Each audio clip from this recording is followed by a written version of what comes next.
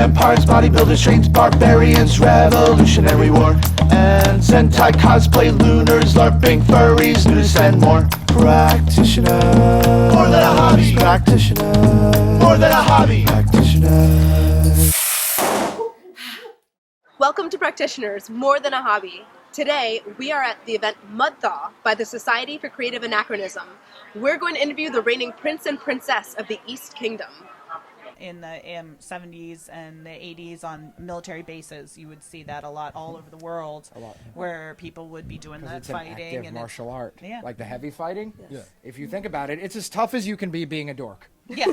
You walk around, and this is just a place where you can come and find who you want to be. You find judges, doctors, lawyers, and then you find everything in between. You know, it's you know, we're almost everybody walking around out there is a D&D nerd, a video gamer, and 60% of the people here work in IT. And you find every religion, and you find every political affiliation, but the SEA is what you have in common. So I have made friends who, politically, I want nothing to do with, but the minute you put on garb. But you come here, and it's different. I don't have to agree with your politics to accept and have a relationship with you as a person. It gets really personal. I mean, you know, Skadians live and breathe this stuff. I'll be at ShopRite and I'll run into a local Skadian down the aisle and they'll be like, Your Highness. Yeah. You know, in ShopRite, in, you know, Wegmans or whatever, you know, a lot of us live this. You know, it's a big deal. You know, it's your community, just like anything. It could be your church. It could be any community like that where you grew up in. Yeah. There's a lot of love between you two. It's something that's very palpable. Even just seeing pictures of you two together. I know that doesn't always happen when there are when there are monarchs, when there are people who are reigning. It's not always a couple. How did you two get to this point? It's very easy when you have a built-in community of like-minded people to find relationship. And there's an old saying in the SEA: "Don't date outside the religion." He and I had sort of teamed up as. I played a more stricter game, a more formal game, and I needed face to name recognition. So since he was such a good fighter, people were paying more attention to him in the fighting list. So it worked out for us. We were totally bought in. Yeah. That's really what happened. And in the crown system here and how it fights, you have a consort, and you find a consort. At the time when I was an up-and-coming fighter, I was looking for a consort, and she was brought to my attention, and then I ended up fighting for her in crown for about 4 years. We became best friends. We kind of went out to lunch, and here we are a year and a half later.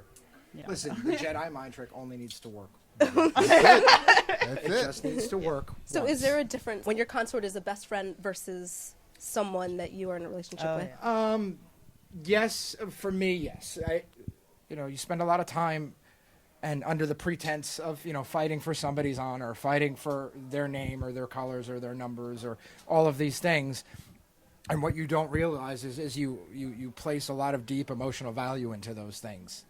And that's part of the magic of the SCA for me is you place your love, your trust, your feelings in something as simple as her favor that I wear here. Yeah. That is the first one she made me, 6 when I years ago. first started fighting for her. And you take emotional stock in these things. Let's just say, if the SCA ended tomorrow, what would you miss about it the most? The people. I mean, the only thing that makes the SCA is the people that play it. Just like anything, and it's the best thing for me is the relationships that I've built because of the game. And it's not like this is all the funny clothes and the bling and the cool stuff and the history nerd, and I can get way nerdy about it, but it's not the point is that at the end of the day, when you're in your pajamas and it's 2:00 in the morning and something happens, there are 50 people that I can think of that I could call who could come rescue us if there was any. And it wouldn't be because of the hats we're wearing. It would be before that. It's because it's because the community takes care of each other. So this is a worldwide game. There is SEA all over the world. There's a group of 90 people starting SCA in China right now. Yeah. Oh, nice.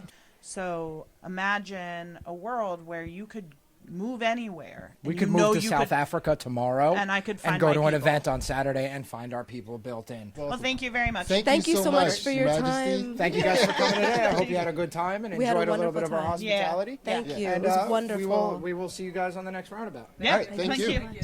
Thanks, guys. We just interviewed the Prince and Princess of the East Kingdom, Honig and Ioanness. Now we're sitting down with Arazel Newman, who is going to create a work of art inspired by what she heard in the interview and what she's seen today at Mudthaw. What else have you seen today that's piqued your creativity? I think, especially because this is more like period oriented from like different times, I very much like how everyone is in touch with like, they feel more empowered to actually create on their own, whether it be their own clothes, their own bags, their own jewelry, you know, their own shoes, some of them, you know, even like their own armor, or like the fact that a lot of people, especially in, you know, American society, like, you just go to the store, you know, you don't even consider how these things are made, how much time it takes, or that you can actually do those things. And as was also being explained to me by one of the elders that I met today, Ian, you know, he was even saying you don't have to be rich to do this at all. Like, you know, he said there's a lot of things that you can do and that you can create. It's all about creativity and resourcefulness. I mean, the garb, though, I think the garb, like, there's something about, like, especially because it's from, like, various cultures from those times, but it's also different time periods of the same cultures. Yeah. But it's all so cool. I'm like, everybody looks so cool. Like, you know, like, everybody looks good. So, I don't know. I think the garb is, like, a big thing that I'm really interested in, and making it, like... Was there anything in the interview with the Royal Highnesses that spoke to you? Oh, yeah, you know, I think everyone's really open and receptive and accepting and nice, you know, and really excited, you know. Yeah. Like, it really is a whole other society, and I think that's one of the things that I kind of appreciated the most about it. Like, even just aside from, like, all of their actual activities and things, I really appreciate how much of a community it actually is. Mm-hmm. So it's, like, really creating a whole other society outside of the one that we're already a part of, you know, which I find to be very, very interesting and very useful, you know. Hey, my favorite was how when we were watching the fighting, like, we were just talking to we were trying to figure things out, and our body language clearly was confused. And people were just coming up to us like, do you have any questions? What don't you understand? Like, you clearly don't understand something. Like, what can I help you with? And it was just awesome. Like, we didn't have to go to anybody. Like, they were just coming to us because they didn't want people in this community not being part of what was happening in the moment. Very nice. I think one of the interesting things, speaking on the community aspect, is that there's more of an age range here than I think we've seen in other places we've gone, other episodes we've done. But I've seen just the full gamut of age ranges, full families, which I think helps to solidify the community feel Very here. much, very It's much. fun. So even the fact that these people aren't just here just for this, the fact that they are a real community, so even outside of this, you know, how they still relate to each other and give each other support. You know, how she was saying that, you know, she could just have 50 people that she can think of offhand. Like, some people, you know, they could have lived places all their lives and not even have that same, you know, community base. Yeah. You know, most people don't even know who their neighbors are anymore. I prefer to not know who my neighbors are. Absolutely prefer. I've never been to an SCA event before. I thought I might see some fighting, some crafts, some musicians. There's more of an emphasis on the educational aspects of what people do. It's a great duality of pairing the effort to retain historical accuracy, but then also taking the creative license and creating something that's very unique.